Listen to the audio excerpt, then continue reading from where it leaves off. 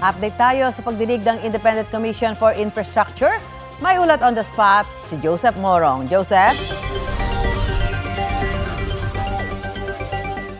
Susan, nasa 300 mga super health centers na hindi pa kumpleto at hindi mapakinabangan ang laman ng report na isinumite ng Department of Health sa Independent Commission for Infrastructure o ICI ngayong umaga. Mismong si DOH Secretary Ted Herbosa ang nagsumite ng listahan sa ICI. Bukod kasi sa flood control projects ay mandato rin ng ICI na imbestigahan ang infrastructure projects nitong nakaraang 10 taon. Ang mga super health centers sana ay mas magandang mga health clinics sa mga local government units. Pero sa kanilang investigasyon daw, sa 800 na mga super health centers sa bansa, nasa 300 ang hindi pa kumpleto o non-operational.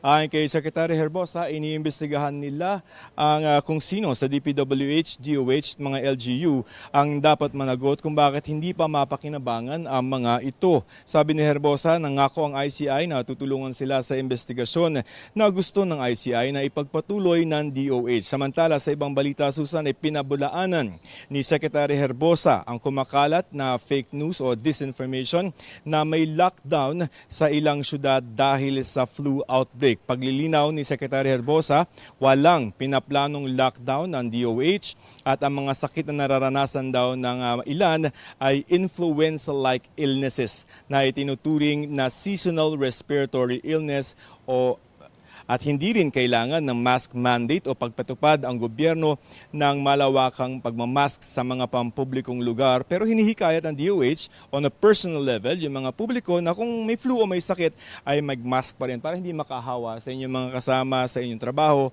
o kaya sa eskwelahan o sa mga bahay. Narito ang pahayag ni Secretary Herbosa.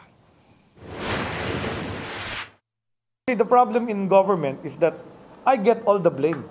Remember, if the health system is poor, even if it's devolved, who do you blame? The Secretary of Health. That's the simple truth in that. Everybody blames the Secretary of Health for poor health care. Even if I'm not the one running the healthcare system, bulok yung ospital ng local government. Sino sinisisi nyo? Di ba yung Secretary of Health? So, bibisitahin ko yan. Samantala, Susan, nandito rin sa mga oras na ito si Navotas District Representative Toby Chanco dahil ipinatawag siya ulit ng ICI. Mamayang hapon naman ay darating at inimbitahan ng ICI, gusto makapag-meeting ng ilang mga kinatawan ng Embahada ng Amerika, Susan. Maraming salamat, Joseph Morong.